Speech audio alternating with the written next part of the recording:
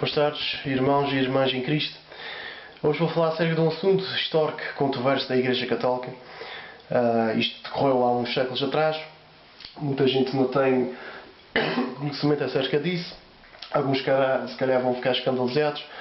Mas estou a falar do período chamado o Grande Cisma do Ocidente, que é o período em que se diz que tivemos 3 papas ao mesmo tempo. 3 homens a liderar a Igreja de Cristo ao mesmo tempo. Não vou entrar muito em muitos detalhes, tem um contexto histórico bastante complexo, mas vou dar assim a entender, de modo um bocadinho superficial, aquilo que se passou para erradicar daí algumas falsas concepções e mostrar como a Igreja se desempenhou para depois resolver essa questão de quem era o Papa legítimo. Desculpem lá. Eu estou a fazer este vídeo no segmento destes outros vídeos. Tenho falado acerca de vastos detalhes dos papas, do papado, do ofício petrino, e quero revelar mais este. Tenho este livro e eu recomendo bastante para quem percebe inglês. Não sei se existe esta versão em português, eu penso que não. Mas um livro intitulado 101 perguntas e respostas acerca dos papas e do papado. É do autor Christopher M. Pelito. Eu gosto do livro, a capa tem aqui esta imagem em que aparece Jesus, os apóstolos e Jesus aqui entregando as chaves do reino a São Pedro, dando assim grande poder, grande autoridade e liderança a São Pedro para a Igreja. Portanto, isto vem da ilustração, isto é uma ilustração do capítulo daquilo que se passou e está constado no capítulo 16 do Evangelho de São Mateus. Bem, vamos então começar em 1309. Em 1309 até 1377 os papas não se encontravam em Roma. Encontravam-se numa cidade francesa chamada Avignon. Então, durante quase 70 anos, os papas governavam a Igreja a partir desta cidade francesa.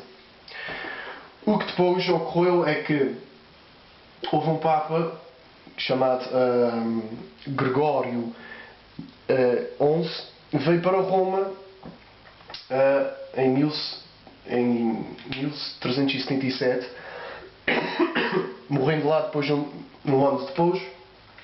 Depois dele morrer, houve um conclave, os cardeais reuniram-se e então elegeram um homem. Em 1378 elegeram um homem que depois tomou como nome papal de Urbano VI. Depois este morreu, elegeram um outro chamado Bonifácio IX.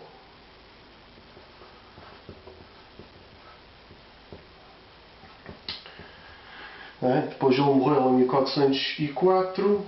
Elegeram depois um outro que durou até pouco tempo,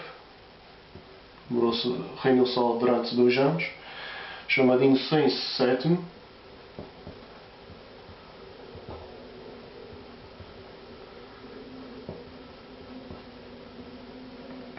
E depois de Inocêncio VII houve então um outro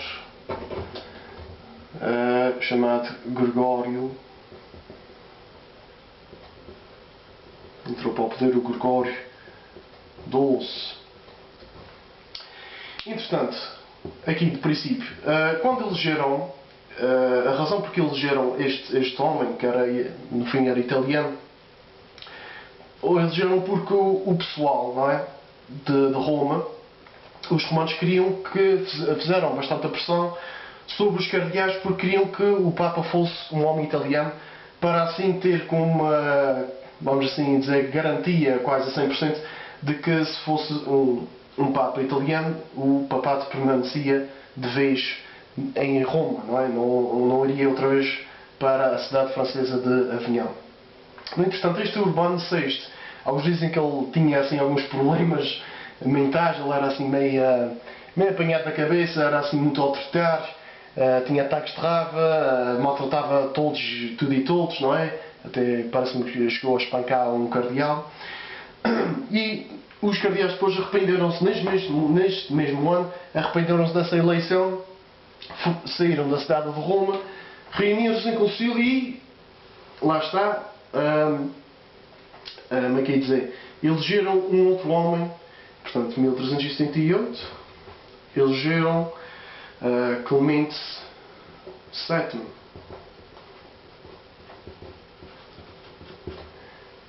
Vejam lá, já temos aqui 2 papas ao mesmo tempo aqui neste período da história. Depois deste morrer, elegeram então depois um outro, chamado Bento XIII. Ora bem, depois disto, claro, isto por aí afora, não é? Isto andou sempre um morria, o outro era eleito, blá blá blá, andava sempre assim e gerou-se uma imensa confusão, mas durante todo este tempo, sempre dois homens a reclamarem o título de Papa, depois a Igreja começou a ficar assim confusa acerca de quem era realmente o Papa legítimo. O que é que aconteceu? Os cardeais que suportavam Bento XIII e Gregório XII decidiram então reunirem-se, não é, todos juntos aqui em 1409, reuniram-se e elegeram uma outra pessoa. Este foi Alexandre V.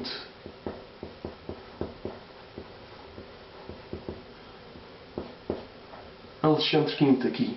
Portanto, vejam lá, a partir de 1409 tínhamos 3 papas ao mesmo tempo, porque na altura o Bento XIII e o Gregório XII não quiseram abdicar do lugar, não é? Continuaram a reclamar que eles eram o verdadeiro Papa. No entretanto, depois, o Alexandre V morreu logo um ano depois, mas depois continuou aqui, sucedeu-se depois João XXIII.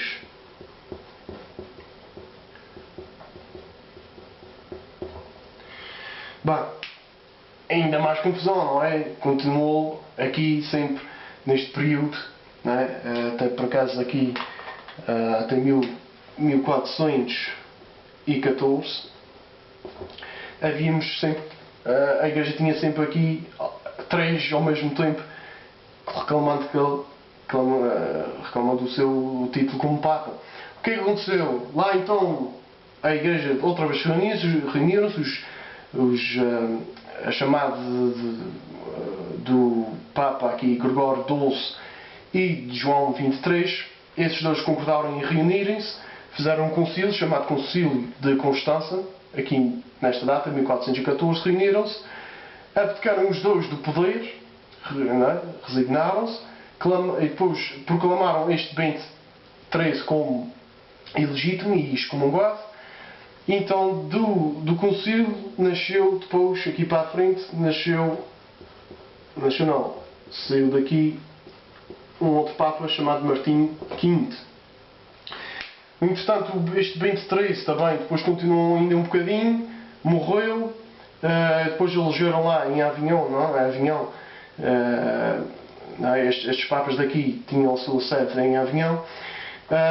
Daqui saiu depois mais alguém, mas este alguém depois reconheceu realmente que aqui Martim V era realmente o Papa verdadeiro, o Papa legítimo, abdicou-se do lugar e depois então continuamos aí.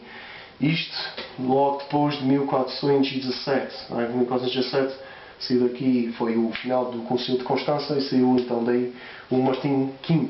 E aqui, a partir desta data, acabou o cisma, chamado o Grande Cisma do Ocidente. Vejam lá como a Igreja resolveu isto. Quase como uma correção. Reuniram-se, não, isto não está certo, vamos fazer alguma coisa e pronto, proclamaram quem era realmente o Papa legítimo. Vejamos aqui quando eu digo assim Papas ao mesmo tempo, quando faço assim, não é? Tínhamos 3 Papas ao mesmo tempo. Realmente estes aqui, não é? Estes aqui desta linha daqui, não é? Estes todos que não são da linha de Roma, são considerados antipapas. Para aqueles que não sabem este termo, eu disse no vídeo anterior, um antipapa são aqueles que proclamam ser papas, mas são realmente ilegítimos, tomaram meios ilegítimos para se declararem papa. Portanto, todos os papas verdadeiros então vêm aqui mesmo da linha de Roma, a partir do Gregório. Do Gregório IX, depois continuou com o Urbano e isso tudo por aí fora. Estes é que eram os verdadeiros papas. Portanto, a Igreja tinha sempre um papa. Essa coisa de 3 papas ou 2 papas, isso é impossível. É impossível a Igreja ter papas ao mesmo tempo. O que aconteceu realmente é que houve um papa legítimo e houve vários antipapas. E depois resolveu-se finalmente em 1417 toda esta confusão. Isto para dizer o quê? Lá está, para reafirmar também aquilo que disse nos vídeos anteriores. Nós, católicos, temos a responsabilidade, até o dever, de corrigir o outro, mas de modo fraterno, como diz o Catecismo da Igreja Católica. Ou seja, mesmo até o clero. Temos de estar atentos àquilo que os padres dizem, àquilo que os bispos e àquilo que os papas dizem. Porque se alguma coisa sai da boca deles, não é? Contrária à doutrina, contrária às verdades de fé, não é? Isso pode influenciar toda uma audiência, não é? Os fiéis e o mundo, para um caminho errado que pode até, como é que se diz, pôr a salvação dessas almas em risco, não é? Em perigo. Portanto, temos o dever, como diz o Catecismo da Igreja Católica, de corrigir fraternalmente o outro. É uma obra de caridade. Temos que então estar atentos, não é? Temos que informar sobre a nossa fé, estudar aquilo que devemos estudar, ler a Bíblia, saber documentos magistrais e, enfim, tudo isso, catecismo, tudo mais, para não só, não, isto serve para ir reconhecermos, quando mais entrarmos dentro da fé, mais podemos vê-la, mas também saber informar os outros, dar uma palavra aos outros para, não é, trazê-los para o caminho da verdade. Se tu amas realmente o outro, tens amor pelo outro, tens que saber trazer esse irmão para o caminho certo. Tens que dar às vezes umas correções, mesmo que ele seja padre, bispo ou papa, não interessa. Interessa é dirigir-se a eles de modo. Temos é que saber como vamos fazer isso. Não entrei nessa ideia que estás a julgar o outro. Não. Eu até vou deixar um vídeo aí abaixo desse vídeo, vou deixar um link acerca desse mesmo. Como podemos ter maus julgamentos e bons julgamentos. Jesus diz porque somos convidados a julgar o mundo. Ok, meus irmãos? Rezem, novamente peço as vossas orações ao Santo Padre para que guie a Igreja de Cristo bem e que que tenha sempre coragem de anunciar o Evangelho de Jesus Cristo ao mundo. E para vocês, irmãos, rezam para vocês mesmos terem este espírito de confiança, de sabedoria e de fé. Ok, meus irmãos? Até para a semana, se Deus quiser.